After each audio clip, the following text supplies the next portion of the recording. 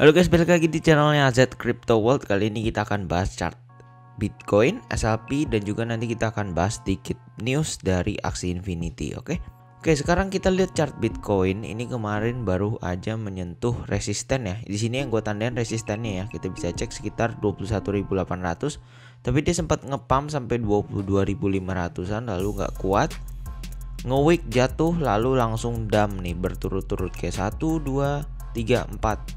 Dan ini hari kelima, ini udah 5 hari candle merah terus istilahnya gitu ya. Berarti di sini sellers lebih kuat daripada si buyersnya gitu. Lalu kemudian selanjutnya arahnya kemana gitu ya. Di sini masih ada dua kemungkinan ya.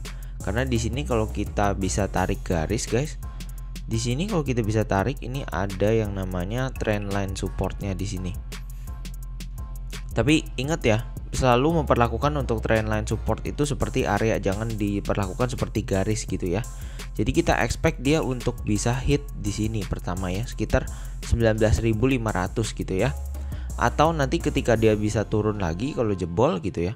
Kalau misalkan jebol trendline ini maka bisa nge-retest di 19.000 atau kepala terbawahnya sekitar di 17.600 atau 17.700 gitu. Nah, untuk resistennya juga ada dua kemungkinan. Pertama seperti ini, lalu kedua ada yang seperti ini.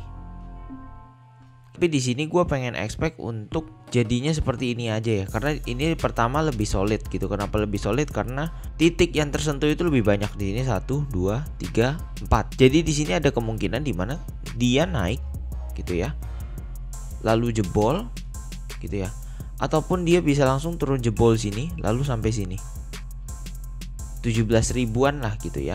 Nah, kemungkinan terbesarnya yang mana kalau ngelihat dari makroekonomi dan kondisi ekonomi, inflasi gitu ya, dan besok US lagi mau mengumumin untuk inflasi lagi tanggal 13, itu agak hati-hati. Kalau kalian punya posisi futures atau yang aneh-aneh itu hati-hati dulu, karena market bisa sangat volatile gitu ya.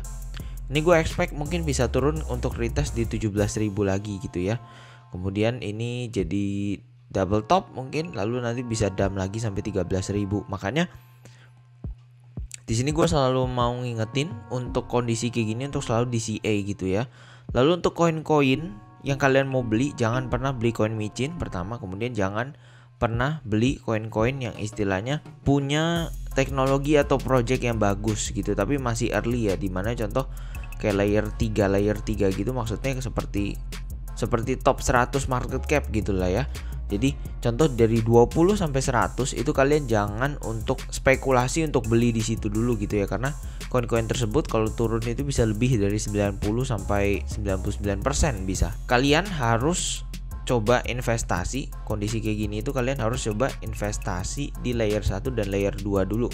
Kalau layer 1 itu seperti apa koinnya, contohnya adalah Bitcoin gitu ya, Ethereum. Itu layer 1 karena itu top 2 market cap lah, koin yang istilahnya terbagus dan paling dump pun istilahnya nggak pernah sampai 20 sampai 30% gitu ya. Nah, kemudian yang layer kedua yang kalian boleh invest adalah top 10 sampai top 20. Nah, kalian bisa lihat di sini ya. Top 20 coin market cap contohnya apa? Bisa BNB pertama ya. Kemudian Cardano, Solana. Lalu di sini ada Polkadot ya. Dan juga Avax, Matic ya. FTX itu koin-koin cukup bagus gitu. Kalian boleh coba untuk averaging di sana gitu ya. Tapi gua nggak expect untuk akan naik dengan cepat dalam waktu dekat, karena kita bisa lihat kondisi market yang istilahnya kurang baik gitu ya. Oke, jadi kurang lebih itu aja untuk Bitcoin kondisi saat ini.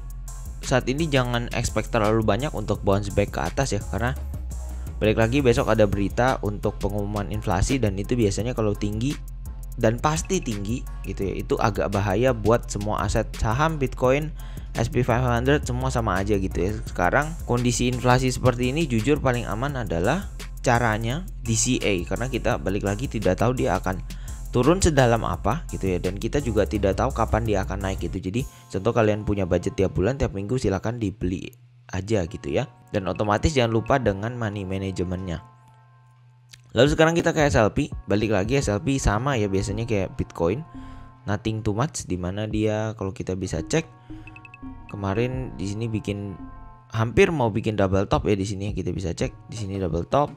Nah, ini balik lagi gue selalu bilang kalau misalkan SLP udah bisa jebol 0,0333 maka turunnya itu akan lebih luar biasa lagi gitu ya. Kalau kita bisa lihat ini, kalau kita bisa tarik garis seperti ini ya maka bisa expect penurunannya di 0,00236 gitu. Itu hampir turun mungkin 30%-an ya kalau turun dari angka supportnya. Makanya buat yang masih mungkin average down SLP atau masih bullish banget dengan SLP, atau mungkin kadang gue lihat komen, lihat channel sebelah gitu ya, masih sangat yakin dengan SLP gitu ya, gue mau bilang kayak gini, dalam jangka panjang gitu ya, nanti ketika Bitcoin naik gitu ya nggak menutup kemungkinan SLP juga akan ikut naik gitu loh. Bahkan semua koin pun naik ketika Bitcoin naik. Tapi balik lagi di sini gitu loh, sampai kapan kalian mau averaging koin ini, koin seperti ini? Pertama, yang nggak punya fundamental gitu ya. Kedua, total supply-nya itu unlimited gitu ya. Jadi walaupun kalian punya gitu, maka kalian tidak akan bisa menambah persenan kalian lebih banyak gitu ya. Jadi contoh kalau total Bitcoin 21 juta, maka kalau kalian tambah tiap hari, maka total persenan yang kalian punya terhadap supply 21 juta itu makin banyak gitu ya. Tapi kalau kalian punya SLP, total persenan yang kalian tambah tiap bulan kalian DCA itu menurut gua tidak akan bertambah banyak, karena tiap hari, tiap detik, tiap jam itu koinnya itu selalu diproduksi gitu ya. Dan kita sama-sama tahu kondisi kayak gini, market kayak gini gitu ya, yang main gak banyak dan harga NFT-nya pun hancur-hancuran gitu ya. Jadi gue selalu mengingatkan untuk lebih baik jangan di DCA, jangan invest ke koin-koin kayak gini gitu ya. Kalau misalkan ada channel sebelah bilang kayak ini koin bagus bla bla bla, mungkin pengalamannya kurang, nggak apa-apa, nggak usah terlalu diikutin. Balik lagi gue selalu minta kalian untuk lebih baik DCA sekarang ini Bitcoin paling bener, karena dia pertama murah gitu ya,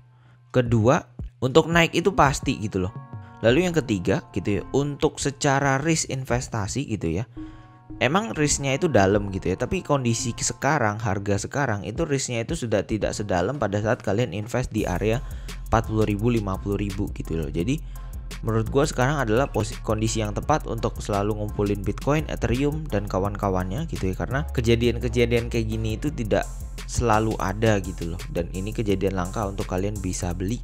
Jadi udah nothing too much tentang koin ini gitu. Balik lagi karena gue akan expect dia akan turun terus sampai mana nggak tahu.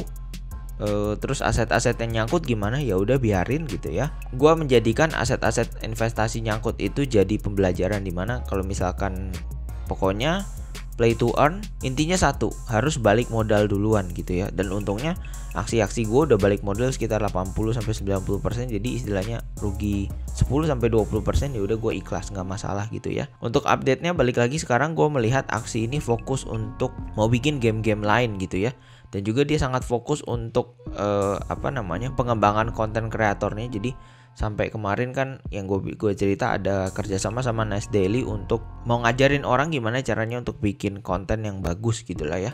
Dan itu konten kreatornya nanti digaji lah segala macam sama aksi Infinity-nya. Nah menurut gue di sini mereka akan bakar gila-gilaan biar orang mau masuk lagi gitu ya. Tapi gue nggak expect terlalu banyak, karena orang menurut gue sudah hilang trust-nya terhadap game ini gitu ya, karena kita melihat harga koin-koinnya yang super hancur gitu. Lalu kemudian di sini ada semacam game-game baru ya. Kalau dilihat di sini ya, di sini kita bisa lihat ada game baru. Di sini gua nggak bahas terlalu banyak gitu ya, tapi kita bisa lihat masa depannya di mana mereka mau jadi satu platform yang dimana para developers itu bisa bangun sebuah game gitu, dan nanti orang-orang bisa mainin gitu. Dan balik lagi sih, kalau koinnya masih SLP dan AXS dan Ronin 3 token itu, maka itu akan sangat bagus. Tapi kalau misalkan dari game-game ini akan muncul token-token play to earn lainnya, maka balik lagi itu sampahnya sama gitu. Tapi kalau ngelihat kayak gini, gue akan expect dia akan masing-masing developer akan bikin koin-koin baru ya, dimana semuanya nggak akan bergantung sama SLP gitu. Kenapa gue bisa bilang gitu? Ya karena balik lagi, untuk bikin koin baru itu lebih menguntungkan daripada mempertahankan koin lama, yang istilahnya koin lamanya harus dipump, harus dibenerin, inflasinya itu sangat sulit. Jadi lebih baik istilahnya mereka bikin koin baru, itu lebih mudah lah.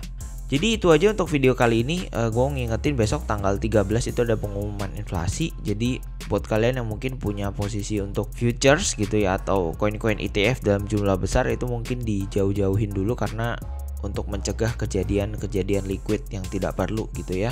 Tapi buat kita yang di CA, ketika dia turun jangan lupa untuk beli, jangan fear, karena kondisi market kayak gini ini adalah saatnya kita untuk beli gitu ya, saatnya kita untuk akumulasi gitu. Jangan nanti ketika hijau udah candle panjang baru kita FOMO beli dan ujung-ujungnya otomatis pasti rugi lagi gitu ya guys. Oke, jadi itu aja untuk video kali ini. Jangan lupa untuk di like, comment, dan subscribe. See you kalian di video-video lainnya. Bye.